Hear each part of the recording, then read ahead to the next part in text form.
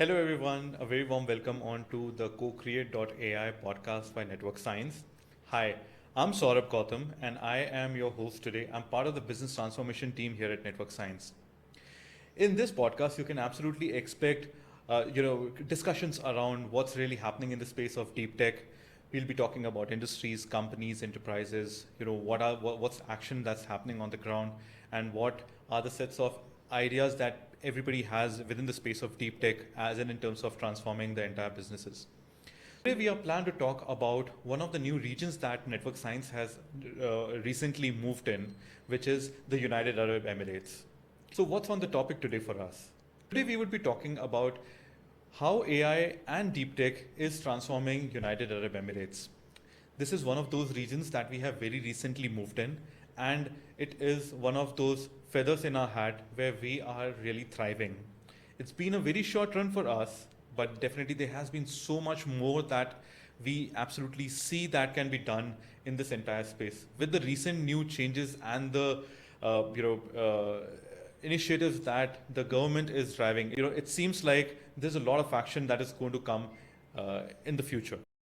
So today we would be speaking with Mr. Parag Suvarna. Hi Parag, how are you doing? Hi Saurabh, thank you. I'm good. How are you? I am doing great. I'm doing awesome. Thank you so much.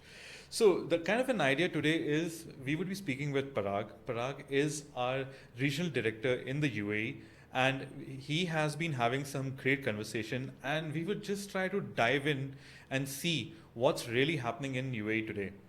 That's the kind of an idea. Let us just get started on this point. So Parag, what is there up onto your mind? What's really keeping you so excited about UAE? So Saurabh, firstly, I'm so glad and excited to be a part of this podcast with you. I've heard great things about the co-create.ai series and super excited to be a part of this. And I think the topic that you've picked up today, I think that's something that's really close to my heart. Okay. I've been given the opportunity to explore network science in the Middle East. And Right. while it has been a childhood dream for me to actually work in this space, but as soon as I got that responsibility, there was so much excitement, Yeah. so many ideas that float into your head. Uh, Also, what happens is there are a lot of misconceptions already about the region. Hmm. You have your preconceived notions about what the region might have to offer. I think within the first two trips itself, it was an eye opener for me. So I think Absolutely. we'll delve into those today, and hopefully the audience will have a good time hearing us out. Sure, absolutely. And let me assure you, this in this podcast we would not just be boring you upon in terms of just talking about technology, or but we definitely are trying to look into that entire space. Why is AI so relevant for United Arab Emirates today? There has been some certain very strong changes within the government. We also see within this entire Middle East region, largely, if you see many of these companies, they are investing heavily in this entire space, uh, be it the technology, or be it in terms of business transformation and various different other sets of things. So let's get started. So I have my Saurabh, first. Okay. before we dive into this topic, I know you spent your childhood in Dubai. Yes. We would love to know how was it growing up there, and Okay. what are the changes that you see today as Right. compared to when you were there. Okay, that's an interesting one. I wasn't expecting this, but okay. So absolutely, Parag. Yeah, you're right. I did spend a good amount of time in UAE. Right from 1983 till 1993, 94, I guess. We were there.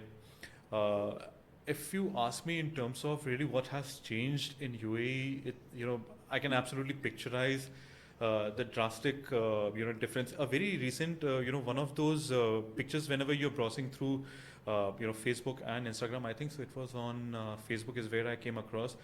They showed so one of the famous roads over there is Sheikh Zayed Sheikh Road. Zayed Road, yeah. Yeah, I still remember in my childhood there used to be only one single building, which was the World Trade Center. We had expos over there. We would love spending time in these expos, looking for new set of things and new products that were being brought in there. And absolutely, that has actually grown to another level now in the UAE. But yes, back then there used to be some very key iconic buildings. World Trade Center was one. Yeah, I think it's still there. Yeah. World Trade Center is still there. Absolutely. And And at least for when I was small, it used to be one of the tallest for me. I don't know. There might be some more Now it's taller surrounded by buildings. the other taller buildings there. Yeah, absolutely. And but now, in that Facebook picture, I could absolutely now, visualize that things have changed so drastically. The entire landscape has changed. You see skyscrapers, you see you see skyscrapers, such broad roads, such modernized, entire road networks that you see.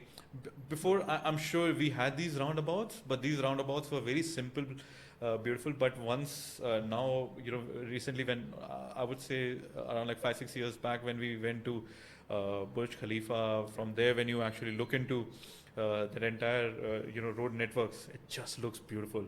And I would like to let you know something is, it's not just the road infrastructure or the building infrastructure, or the rather, all of this has changed. But there was a striking difference in terms of the airport experiences Right. back then. Yeah, yeah. The last of the 93s and the 2003 was my next visit.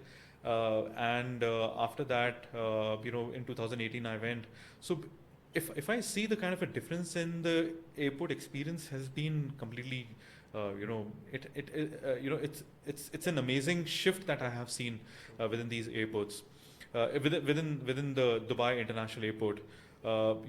Initially there used to be certain number of gates, and then back in 2003 when I went in, we saw that there were conveyor belts on which you start walking. Sorry, I can just go on and on about this, but let me be just a very quick one on there. So now when I go, I see it has completely got so well automated. And the other day I was also hearing, and let me just not say it out and not what I call steal your thunder there.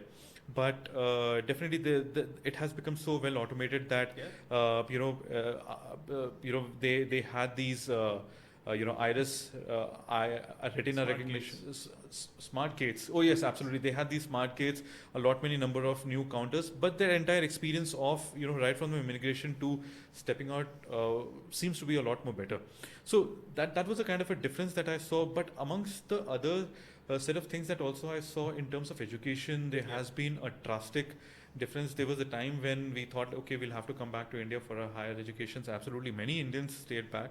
Sorry, no offenses for people, if in case if they feel otherwise. But just my personal opinion. Now we see all international, what I call colleges and universities, and everything is opening up. Right. And the entire landscape has changed. So it's just something that I really see that not just Dubai, the entire of United States, sorry, Right. not just Dubai, but the entire of United Arab Emirates has really moved leaps and bounds. They are way ahead in terms of things what are happening. Absolutely, they are what I call they are creating that kind of an entire infrastructure for businesses with the ease of business that you can do. There's a lot of action that is happening in UAE. But yes, I'm more excited because now network science has also gone there. And I'm sure Parag, you had some fantastic conversations.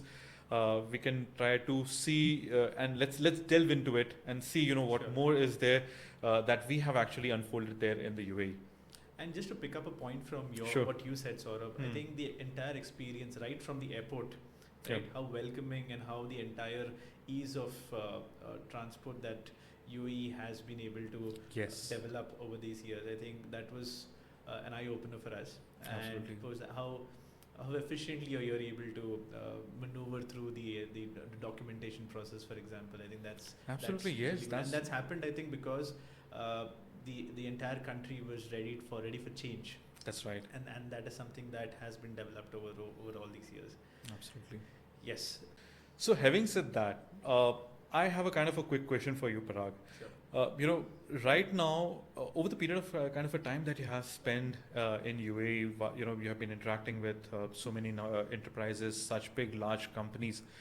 What has been the kind of a feel on the ground? What's really happening in the space of AI in UAE? If you could just let us know about it. Sure. So the experience has been great. I think it all boils down to how the government is pushing AI adoption across the region. Uh, You might have seen a recent news about 22 chief AI officers being appointed across Yes. multiple domains and verticals. And I think that sort of a push is what motivates an organization to actually build a strategy roadmap, for example, for their industry. Uh, in all my conversations that I've had with number of large organizations, uh, the companies are open for listening about new ideas in the AI space. So it's like a red carpet for AI companies to actually present their ideas to these organizations. And as an organization, the willingness to hear about how you can change the way you run your business is what is driving a lot of deep tech companies to actually visit UAE. And it's not only one initiative for a company. Okay. When I talk to a company, it's multiple initiatives across different functionalities that actually are being implemented as we speak. Even right now, we did an event in the month of April. It was a closed door, invite only CXOs event where we spoke about demystifying AI, capturing fundamentals, de-jargonizing artificial intelligence, and how does it actually impact industries. And it was a very big hit. I mean, people really liked the way we presented artificial intelligence and, of course, solutions in the deep tech space. And and the response is that we are now doing multiple workshops Right. in the coming months and weeks. Amazing. By the way, I'll have to let you know that we at Network Science we have been working back with enterprises, large companies, where from a very focused standpoint, if in case if they really want to think upon in terms of what is to be done, how is to be done when it comes to AI or deep tech, we're absolutely helping them with demystification. So, Parag, while you have been having these kinds of discussions around. Uh, What's the kind of a mix of these companies? Do you see that it is more of the financial institutions who are picking Yeah. up onto queries, or manufacturing, or it is a kind of an agnostic space which is there, as in like it's quite a company, sorry, or do you feel like it's quite industry agnostic for you? So it's industry agnostic for a large bit, but Okay. it's of course dominated by the banking, the retail, and the real estate verticals. Uh, and it's not that they have not invested in AI already. A lot of work in the AI space has already been done, uh, and the appetite for it is only increasing each and every day. Uh, Absolutely. so when we have started talking to customers, the kind of implementation that they've already had in AI, that was an eye opener for us as well. So they've already begun their roadmap in this space. It's only now what else can network science add to their strategy roadmap, and how can we help them evolve in their businesses has been the discussion about. And you spoke about AI 101 workshop, right? I mean, Yes. we hear about companies and tech giants talk about AI, talk about deep tech. Hmm. I think every alternate event today speaks about artificial intelligence, Gen AI, for example, but no one talks about the journey that a company has to undertake, True. right? So everyone will tell you that okay, the end goal is automation, it's transformation, it's AI will solve this challenge. But how does a company actually go from point A to the end goal? That journey is not mapped out by any company. And I think I'm proud that at Network Science we walk that journey with the client. We try to understand and help the company in this journey of artificial intelligence. That's amazing. So, uh, Parag, if you could just touch base upon in terms of, the thing which I actually asked, which was around as in terms of, okay, let me pick it up in this way. You happen to mention that AI has already been there, but what is really pushing them to pick up onto that entire piece? If you could just double tap on that, and if you could Sure. just elaborate upon, what do you see that's Sure. happening in United Arab Emirates? If you could just elaborate upon on that point. Sure. Uh, so, like I mentioned, that AI is not something new to this region. Hmm. People have adopted it to a certain extent, and they've seen the benefits that it already has given to them. And now couple that with, for example, someone like network science coming in, or someone like me going in and talking to a customer in this space. And if you remember, Saurabh, we have a 400 use case library with us, right? Right. Okay, and it's as simple as that. Our team has done the research, and it's as simple as you selecting your persona. Within you select your persona, your region, and your vertical, and you get a list of use cases that are very important and pertinent to your domain. And that's simply my go-to guide, you could say, right? I when I Great. when I meet a client, I just go through that list, or I can show that to them, and they themselves can have a look at it, and see what are the possibilities. We always talk about the array of possibilities in the deep tech space. Correct. Now, as a client, you're not really aware of what are the possibilities in the deep tech space. You know about Gen AI because it's a buzzword right now. You know about artificial intelligence, but what do you actually do, and what are the use cases that are implemented globally, not only within the same region? And I think that perspective, when we are able to sit down on a table with a client, I think that really helps them widen their perspective, open up the array of possibilities, and actually think about what could be possible in this space. Okay, so I understood this. Okay, so how's been your response, during these interactions? If you could just, tell us something more about your, what you heard back from them. Right. So let's pick up a use case, right? Okay. One of the largest banks in the Middle East. Hmm. So when we sit across and we discuss about the possibilities of use cases that could be picked up by this organization, we of course discuss a lot of things, different departments that could adopt AI. And the couple of use cases that have been picked up, or the kind of shown an interest is in fraud detection, which is very important right now in the region. And the second one is around responsible AI. Now, this is something that's very new. Uh, you know that AI is not regulated yet, but it will be very soon. You have the European AI Act that has already come into motion, and it will be active from next year. We expect that to be very active in the other regions as well, right? And how do you prepare yourself for such a time? I think that's where you need to have a structure in place to build compliance, where you can also cover aspects around ethical AI. How do you ensure that AI is not driving your business decisions, but it's actually helping you improve the way you work, and it's not the other way around. I think that's something that we can co-develop with these clients, and that's been really a very important topic that keeps coming up with multiple discussions that I keep having. Of course, the more traditional ones like fraud detection still is very pertinent, and how do you use deep tech to do it, right? That's the question. Fraud detection, fraud prevention is something that has been in play for quite a long time. But I think deep tech can really help you evolve in this space and really help improve the efficiency of getting this done in a very quick time. I can absolutely think around while you're talking about this. I can absolutely think, yes, if somebody starts making use of AI in terms of, okay, fraud detections that you're talking about, or, finding all of these kinds of, anomalies within the data. Absolutely, it seems like a clear hit. If in case if if the machines have already learned from the past history, Correct. historical, that entire sets of information, or whatever the sets of pieces that actually built up onto these kinds of frauds. Okay. And imagine the same resources being deployed for some other activities, right? You don't Absolutely. have to spend that much amount of time solving a problem which could be done by in a very short time, right? Right. That's the aim. Yeah, because in one of my past organizations, while I was working back, I still remember fraud can absolutely be something. It could be a reactive. That was the time when most of the enterprises and these companies, they would always think around, okay, this kind of a fraud has really happened. Then how can we work it? As in, like, how do we find out the evidences and all of them?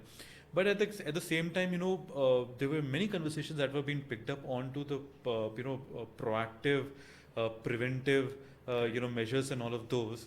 And absolutely, it was technology which was the kind of answer to most of the things, or the rather, not things. My apologies for things, not things, but the kinds of challenges that these enterprises would come across. Yeah. And yes, no, I think so. Making use of both analytics with AI, ML will do wonders. As in, like anything that is really raising an alarm can very quickly be detected, and it could prevent a big mishap from happening. Okay, that's an interesting thing. So one is within the space of banking that you saw this thing. How about FMCG, or say for example, let me take a much more broader industry, say manufacturing. Right. How's been the response there in the space of manufacturing for you? Oh, it's been great. I mean, something as simple as deploying ChatGPT or Microsoft Copilot across your organization, right? Hmm. How do you improve your efficiency by incorporating these platforms within your organization? That's something that a lot of organizations might have a question about today. At a structural level, at an organizational level, I think it's very easy to pick up use cases and you can look to deploy them. But as an individual, how do you ensure that your employees are actually using this to improve their efficiency? And I think we've been working on a few strategy roadmaps for companies in the manufacturing and the real estate space. And it's really heartening for us to see that companies are coming forward and uh,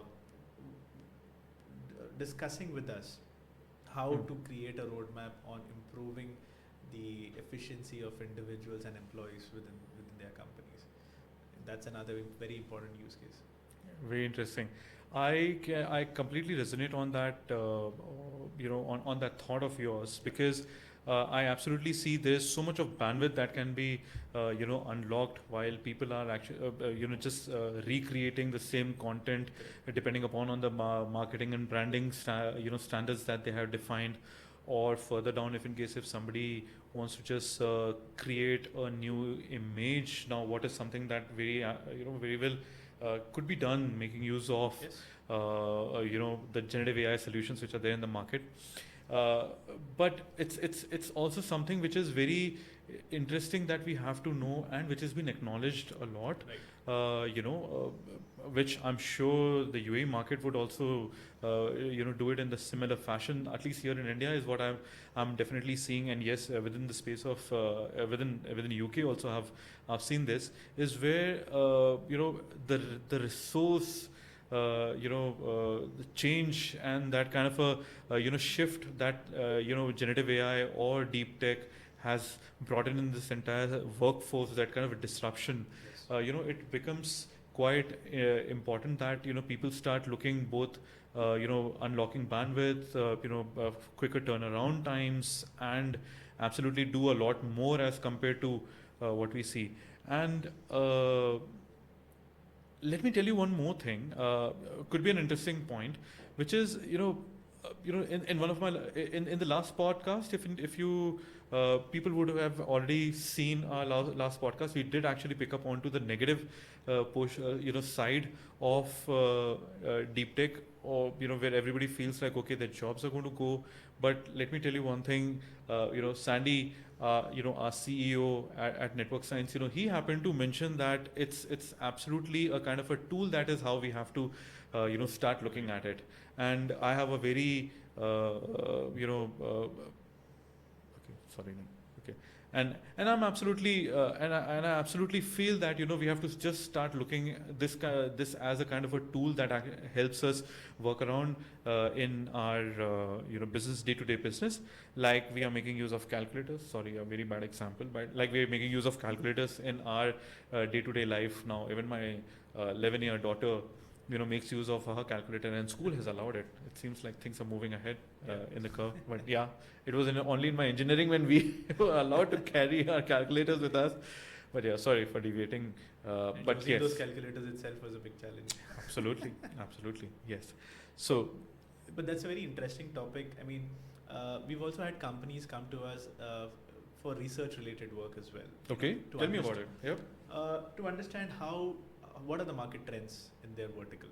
Okay, for example, if it's a CPG industry. So that's a very interesting point, Saurabh, and let me add to that.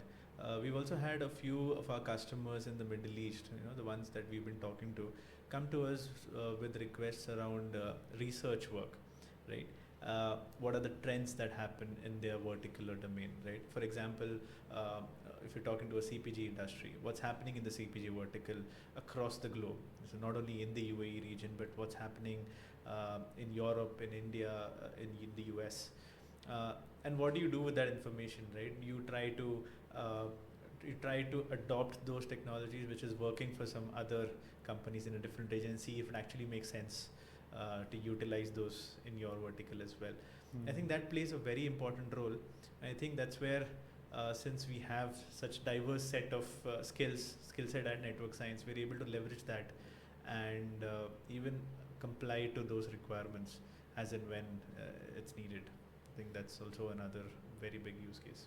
Great point. Great point. And I'm glad that you picked up onto the CPG industry as well, because retail CPG is one of the I would say definitely one of the largest industries within the UAE, which are operational. Right. So great point. Great point. Right. Okay. So I have understood from you, so there's a lot of action which is happening within the industry. People are quite keen to pick up onto this entire space, though they have already been working in AI or deep tech in some other way. Okay, I see there's very clear value that they see, and hence they are actually investing. Right. Now, uh, if you could just touch base upon in terms of what really is now network sciences plan, or to take things a bit more into hands and do the entire heavyweight lifting for the for the UAE as in geography, to help them with this entire initiatives that they have around on deep tech. If you could just share some more thoughts there. So, Saurabh, we have a great set of things to be done in the next few quarters or months, you could say. Uh, the first thing is we have our AI 101 workshop that we have planned in the first week of July. Okay, we are not only doing it for a larger audience of CXOs for a day-long event, but we are also doing it for individual companies who have invited us to speak about this topic within their company itself. So that's our entire first 2 weeks of July are booked for that, and we're really excited about it because uh, we're going to be focusing on use cases with these companies, with these individuals who will be attending the event. While we will cover information about artificial intelligence and again try to de-jargonize the entire uh, myth about artificial intelligence, I know but it is a myth. but we'll be discussing about use cases. So our team is doing a lot of research on what are the most important use cases that are very relevant to the people who will be attending these events. And we are also partnering with Intertech, who are our partners in the Middle East. Uh, and they have, I mean, since they've been a large ऐसा ही बोल सकते हैं उनको. And since Intertech has been so successful in the last 2 to 3 decades, I think a lot of their initiatives around AI is where network science can come in and help their clients as well. Okay, so that's the partnership that we have going in the UAE. Absolutely. And let me tell you one more very interesting thing. Like the name of this podcast is co-create.ai. There is so much of action that we are co-creating along with our partners, along with our clients, where we try to bring in their sets of know-how. We have bringing in the kind of a technology know-how all together, and try to see how the value could be created. A very very interesting space, Parag, that you've touched based on. Okay, great stuff, Parag. So, are there any kind of closing notes from your side? What something that you would like to close upon on this entire exciting space that you are working now on? I think you can sense the excitement from what I've been sharing about our short stint so far in the Middle East. We're really excited, and I think the next time when we sit here with you, we'll have lots of success stories because I'm very confident that the adoption, the acceptance that the region has, and what network science has to deliver as is a very good combination to move ahead with. And I think we'll be a big success in the Middle East as well. Absolutely. And thank you so much, Parag. Uh, Thank you everyone for joining us here on this second podcast of co-create.ai. It's been an exciting journey for us while we have been speaking about things. Just to let you know, we were able to touch base upon in terms of what's really happening in the space of deep tech in the UAE. We did even touch base upon in terms of the use cases that have been picked up, what industries are there. Absolutely, what we have covered. It's not the complete mile that we have covered in this conversation, but I am sure there is a lot more that is going to happen in the coming months of time. And I can absolutely promise you that there could be another round for us where we can touch base upon, uh, where we can actually refer back to this conversation that we had today on the podcast, and we would have a UA 2.0 kind of a conversation again with Parag, just to understand what new that has happened here for you. Absolutely. Yes, that's great. Thank you so much. Thanks everyone for joining us. Look forward to the next podcast with you. You've been a great audience. Cheers. Thank you.